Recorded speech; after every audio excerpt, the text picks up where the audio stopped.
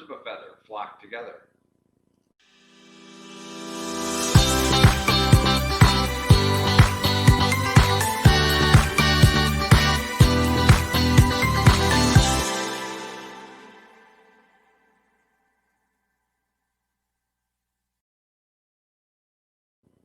Hi, and welcome to Stay in Your Lane, a sobriety show. That's Marty, That's Mark. and we're so glad you guys are here today. Today we have a great topic on sober distancing, and we're going to talk about what happens when you decide to get sober and how the dynamics of different relationships in your life change. Yeah, it's so true. And you will see an evolution of how people respond to you and how you respond to others, and also the different types of relationships that you build. One of them that came to my mind while we were getting ready and we were laughing so hard earlier is that the sober distancing.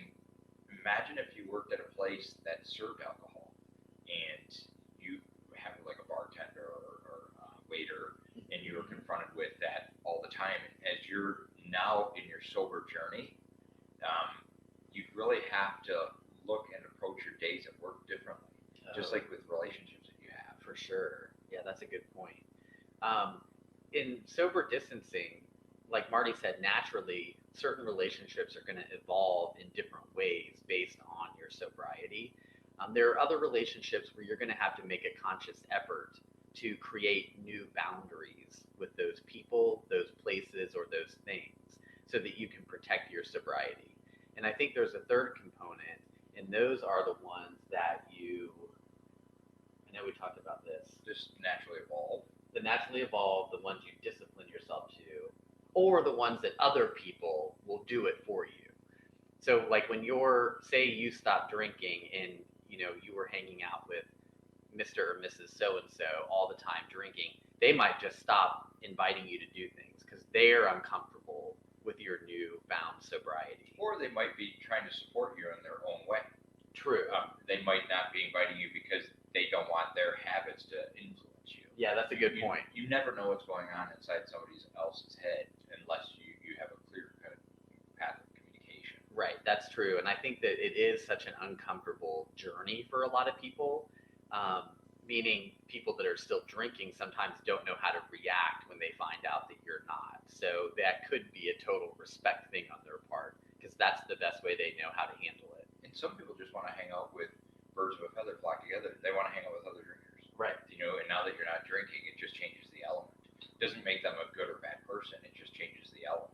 Right. That's what they enjoy doing. Yeah, and Marty and we talked about this a lot when we were newly sober. Is we thought that everyone was all doing the same things we always did, but we were only hanging out with a certain part of the population that were doing the same things we were doing because it made us feel okay doing what we were doing.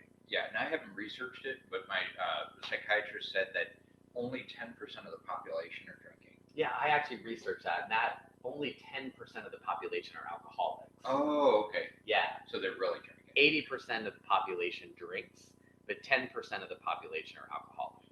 So there's only 10% of the population that are sober. I believe so. We'll check on that because those statistics, I believe, are important. Yeah.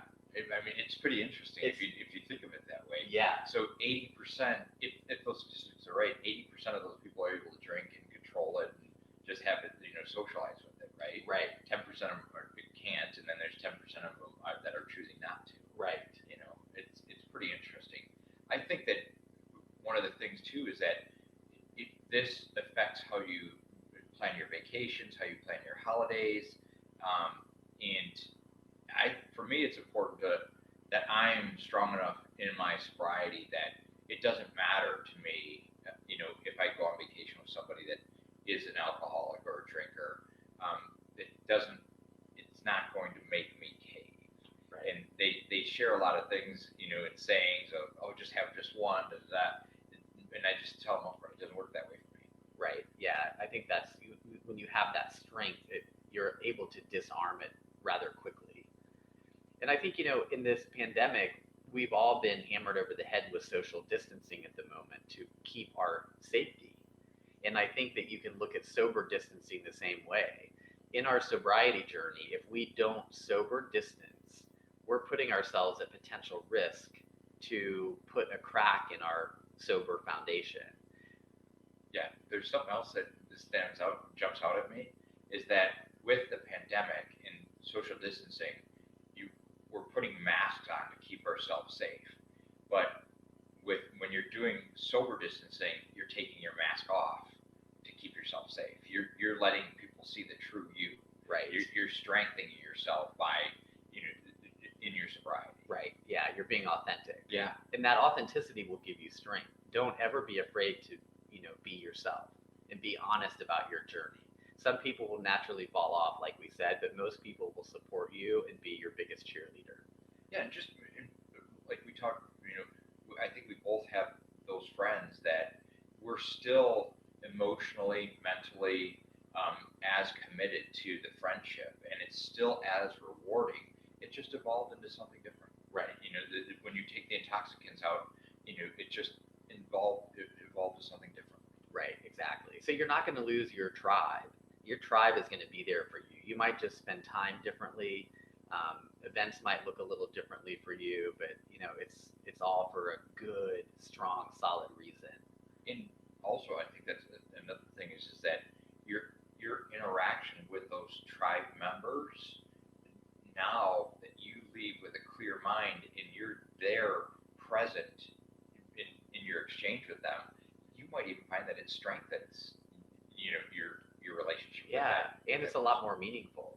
Isn't that so true? Yeah, for sure. So I hope this was helpful. I think as we navigate our sobriety, sober distancing is so helpful. Yeah, and hopefully we didn't ruffle any feathers. Ooh, good one. Right.